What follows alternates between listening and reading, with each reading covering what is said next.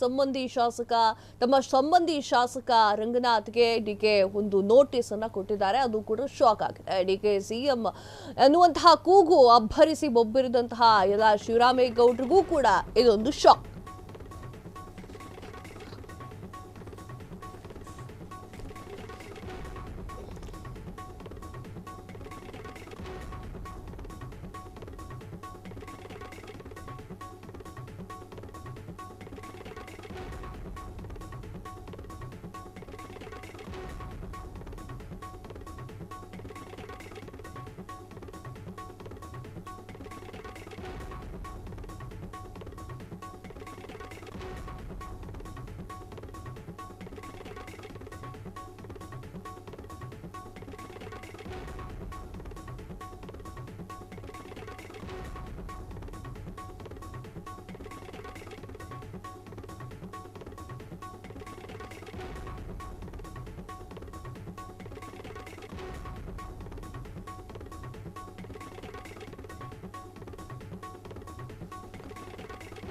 ತಮ್ಮ ಸಂಬಂಧಿ ಶಾಸಕ ರಂಗನಾಥ್ಗೆ ಡಿಕೆ ಶಾಕ್ ಕೊಟ್ಟರು. ನೋಟಿಸ್ ಕೂಡ ಕೊಟ್ಟಿದ್ದಾರೆ. ಡಿಕೆ ಸಿಎಂ ಎನ್ನುವಂತಹ ಕೂಗು ಅಬ್ಬರಿಸಿ ಬೊಬ್ಬಿರಿದಂತಹ ಎಲ್ಲ ಶಿವರಾಮೇಗೌಡರಿಗೂ ಕೂಡ ಶಾಕ್. ಕೆಪಿಸಿಸಿ ಶಿಸ್ತು ಪಾಲನಾ ಸಮಿತಿಯಿಂದ ನೋಟಿಸ್ ಜಾರಿ.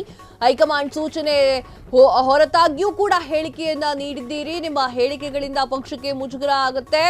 ಇದು ಯಾವ ಪಕ್ಷದ ಶಿಸ್ತು ಉಲ್ಲಂಘನೆಗೆ ಕಾರಣವಾಗ್ತಾ ಇದೆ. ಈ ನೋಟಿಸ್ ತಲುಪಿದ ಒಂದು ವಾರದಲ್ಲಿ ಹೇಳಿಕೆಗೆ ಉತ್ತರವನ್ನ ನೀಡಿ ಕೆಪಿಸಿಸಿ ಶಿಸ್ತು ಪಾಲನಾ ಸಮಿತಿ ಅಧ್ಯಕ್ಷ ಕೆ ರೆಹಮಾನ್ ಖಾನ್ ರಿಂದ ಒಂದು ನೋಟಿಸ್ ಜಾರಿಯಾಗಿದೆ. ನಿನ್ನೆ ಅನ್ಸುತ್ತೆ, ನಿನ್ನೆ ಅಬ್ಬರಿಸಿ ಬೊಬ್ಬಿರ್ತಿದ್ರು ಎಲ್ಲ ಶಿವರಾಮೇಗೌಡರು. ಏನು ಅಂತಂದ್ರೆ ಡಿಕೆ ಸಿಎಂ ಆಗ್ತಾರೆ, ಇದು ನನಗೆ ವಿಶ್ವಾಸ ಇದೆ. ಸಿಎಂ ಆಗ್ತಾರೆ, ಮುಂದೆ ಅವರು ಸಿಎಂ ಆಗೇ ಆಗ್ತಾರೆ, ಅದು ನಂಗೆ ಗೊತ್ತಿದೆ ಅಂತ ಹೇಳಿ ಶಿವರಾಮೇಗೌಡರು ಹೇಳಿದ್ರು.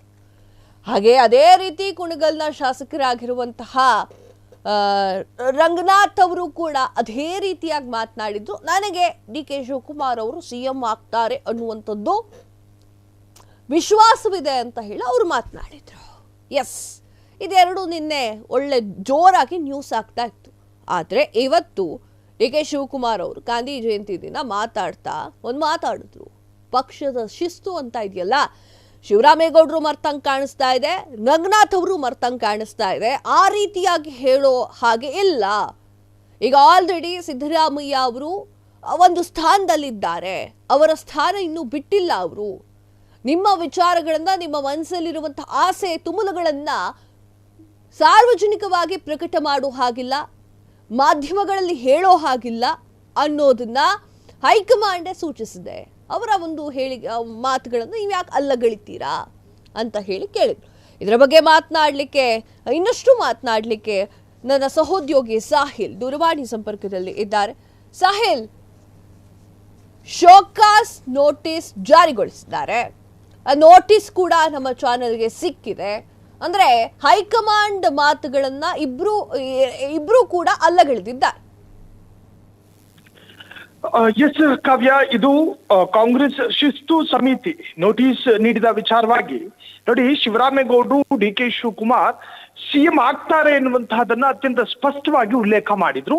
ಇದು ಕಾಂಗ್ರೆಸ್ನ ರಾಷ್ಟ್ರೀಯ ಪಕ್ಷವಾಗಿರುವಂತಹ ಕಾಂಗ್ರೆಸ್ಸಿನ ಶಿಸ್ತು ಉಲ್ಲಂಘನೆ ಎಂದು ಪರಿಗಣಿಸಿ ಇವತ್ತು ಕಾಂಗ್ರೆಸ್ ಶಿಸ್ತು ಸಮಿತಿ ನೋಟಿಸ್ ನೀಡಿರುವಂತಹ, ಅದರಲ್ಲೂ ಕೂಡ ವಿಶೇಷವಾಗಿ ಕಾಂಗ್ರೆಸ್ ಶಿಸ್ತು ಪಾಲನಾ ಸಮಿತಿ ಅಧ್ಯಕ್ಷರಾಗಿರುವಂತಹ ಕೆ ರೆಹಮಾನ್ ಖಾನ್ ಅವರು ಇವತ್ತು ನೋಟಿಸ್ ಅನ್ನು ನೀಡಿದ್ದಾರೆ. ಅಲ್ಲದೆ ಒಂದು ವಾರದ ಒಳಗೆ ಉತ್ತರ ನೀಡುವಂತೆ ಸೂಚನೆಯನ್ನು ಕೂಡ ನೀಡಿದ್ದಾರೆ. ನೋಡಿ, ಈ ಹಿಂದೆ ಬಿಜೆಪಿಯಲ್ಲಿಯೂ ಕೂಡ ಇದೇ ತರಹದ ಬಸನಗೌಡ ಪಾಟೀಲ್ ಯತ್ನಾಳ್ರವರಿಗೆ ಬಿಜೆಪಿಯ ಶಿಸ್ತು ಸಮಿತಿ ಒಂದೆರಡು ಬಾರಿ ಶೋಕಾಸ್ ನೋಟಿಸ್ ಅನ್ನು ಇಶ್ಯೂ ಮಾಡಿತ್ತು. ಅವರಿಗೆ ಒಂದು ನಿಶ್ಚಿತ ಅವಧಿಯನ್ನು ಕೊಡಲಾಗಿತ್ತು, ಇದಕ್ಕೆ ಉತ್ತರವನ್ನು ಕೊಡಬೇಕು ಅಂತ ಹೇಳಿ. ಆ ಅವಧಿ ಮೀರಿಯೂ ಕೂಡ ಅವರು ನಿರ್ಲಕ್ಷ್ಯ ಮಾಡಿದ ಕಾರಣದಿಂದ ಅಲ್ಲಿಂದ ಉಚ್ಚಾಟನೆಗೊಂಡ್ರು. ಸೊ ಕಾಂಗ್ರೆಸ್ನಲ್ಲೇನು ಶಿಸ್ತು ಉಲ್ಲಂಘನೆ ಹೊರತಲ್ಲ, ಇಲ್ಲಿಯೂ ಕೂಡ ಶಿಸ್ತು ಪಾಲನೆ ಮಾಡದೇ ಇದ್ರೆ ಬೇರೆ ತರಹದ ಕ್ರಮಗಳು ಕೂಡ ಆಗ್ತವೆ. ಸೊ ಹಾಗಾದ್ರೆ ನೋಟಿಸ್ ನಲ್ಲಿ ಏನಿದೆ ಎನ್ನುವಂತಹದ್ದು ಬಹಳಷ್ಟು ಕುತೂಹಲ. ನೋಡಿ, ಅದರಲ್ಲಿ ಸ್ಪಷ್ಟವಾಗಿ ಉಲ್ಲೇಖ ಇದೆ, ಡಾಕ್ಟರ್ ರಂಗನಾಥ್ ಶಾಸಕರು, ಕುಣಿಗಲ್ ವಿಧಾನಸಭೆ ಜೊತೆಗೆ ತುಮಕೂರು ಜಿಲ್ಲೆ ಆದ ತಾವು ನಿನ್ನೆಯ ದಿನ ಮಾಧ್ಯಮಗಳಿಗೆ ಮುಖ್ಯಮಂತ್ರಿಗಳ ಬದಲಾವಣೆ ವಿಷಯಕ್ಕೆ ಸಂಬಂಧಿಸಿದಂತೆ ಹೇಳಿಕೆ ನೀಡಿರುವುದು ಮಾಧ್ಯಮಗಳ ಮೂಲಕ ತಿಳಿದು ಬಂದಿದೆ. ಈ ವಿಷಯಕ್ಕೆ ಸಂಬಂಧಿಸಿದ ಯಾವುದೇ ರೀತಿಯ ಗೊಂದಲ ಹಾಗೂ ಪಕ್ಷಕ್ಕೆ ಮುಜುಗರ ಉಂಟಾಗುವ ಬಹಿರಂಗವಾಗಿ ಹೇಳಿಕೆಗಳನ್ನು ನೀಡಬಾರದೆಂದು ಎಐಸಿಸಿ ಸೂಚನೆ. ಇದಾಗಿಯೂ ತಾವು ಈ ಬಗ್ಗೆ ಹೇಳಿಕೆ ನೀಡಿದ್ದೀರಿ, ಹಾಗಾದ್ರೆ ನಿಮ್ಮ ವಿರುದ್ಧ ಯಾಕೆ ಕ್ರಮ ತೆಗೆದುಕೊಳ್ಬಾರ್ದು? ಕಾವ್ಯ, ಇದು ಶೋಕಾಸ್ ನೋಟಿಸ್ ನಲ್ಲಿ ಸ್ಪಷ್ಟವಾಗಿ ಉಲ್ಲೇಖ ಆಗಿರುವಂತಹದ್ದು. ಎಸ್, ಡಿ ಕೆ ಶಿವಕುಮಾರ್ ಅವರ ಪರವಾಗಿ ನಿಂತಿದ್ದಾರೆ ಯಾರು ಅಂತಂದ್ರೆ ರಂಗನಾಥ್ ಅವರು ಹಾಗೂ ಎಲ್ಲ ಶಿವರಾಮೇಗೌಡರು. ಓಕೆ, ಇದು ಅಗ್ರಿ. ಆದ್ರೆ ಆದ್ರೆ ಆದ್ರೆ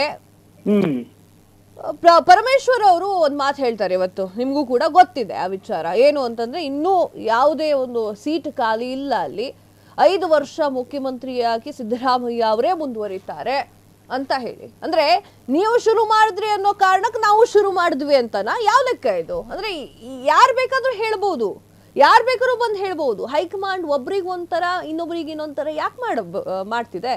ಹಂಗನಿಸ್ತಿದ್ಯಾ ಕಾವ್ಯ? ಇಲ್ಲಿ ನೀವು ಆರಂಭಿಕ ಸಂದರ್ಭದಲ್ಲಿ ರಾಮನಗರದ ಶಾಸಕರಾಗಿರುವಂತ ಇಕ್ಬಾಲ್ ಅವರು ಒಂದ್ಸತಿ ಹೇಳ್ತಾರೆ ಡಿ ಕೆ ಶಿವಕುಮಾರ್ ಯಾಕೆ ಸಿಎಂ ಆಗಬಾರ್ದು ಅಂತ, ಕುಣಗಲ್ ಶಾಸಕರು ಹೇಳ್ತಾರೆ, ಶರತ್ ಬಚ್ಚೇಗೌಡ ಹೇಳ್ತಾರೆ, ಅರ್ಥಾತ್ ಪಕ್ಷೇತರ ಆಗಿದ್ರು ಕೂಡ ಕಾಂಗ್ರೆಸ್ ಬೆಂಬಲಿತ ವ್ಯಕ್ತಿನೇ.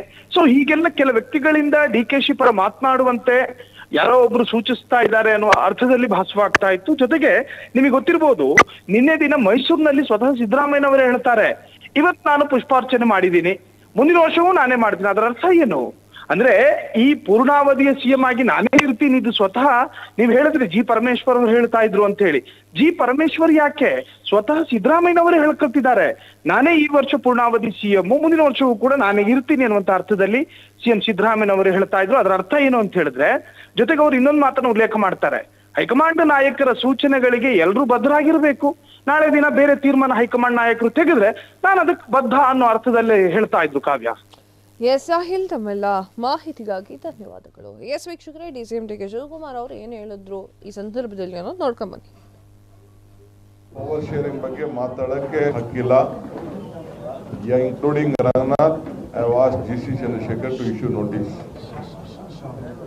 ಪವರ್ ಶೇರಿಂಗ್ ಬಗ್ಗೆ ಎಲ್ಲಿದೆ, ಎಲ್ಲಿ ಚರ್ಚೆ ಇದೆ, ನಾನೇ ಹೇಳ್ತಾ ಇದ್ದೀನಿ, ನಥಿಂಗ್ ಟು ಬಿ ಡಿಸ್ಕಸ್. ನಿನ್ನೆ ಸಿದ್ದರಾಮಯ್ಯನವರು ಕ್ಲಿಯರ್ ಆಗಿ ಹೇಳಿದ್ದಾರೆ, ಎಲ್ಲ ಮಾಧ್ಯಮದವರು ಬೇರೆ ರೀತಿ ಬರೀತಾ ಇದ್ದಾರೆ. ನೋ ಕ್ವಶನ್, ಸಿದ್ದರಾಮಯ್ಯನವರು ಏನು ಹೇಳಿದ್ದಾರೆ ಅದೇ ಮಾತು.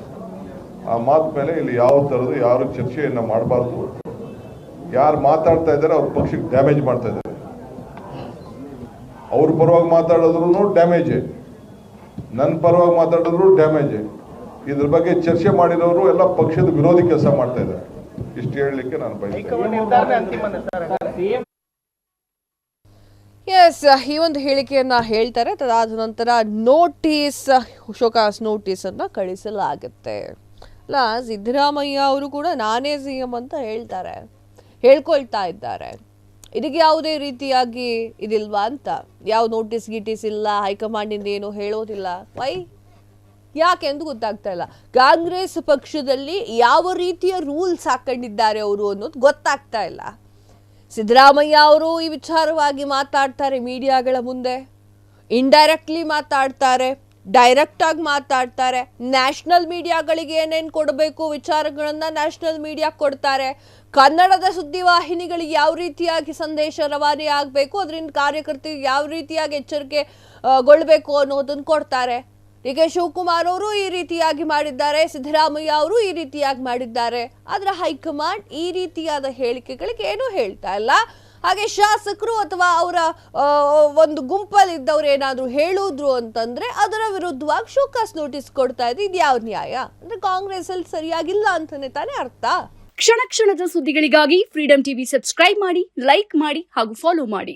ಹೊಸ ಸುದ್ದಿಗಳ ನೋಟಿಫಿಕೇಶನ್ಗಾಗಿ ಬೆಲ್ ಐಕಾನ್ ಮೇಲೆ ಕ್ಲಿಕ್ ಮಾಡಿ.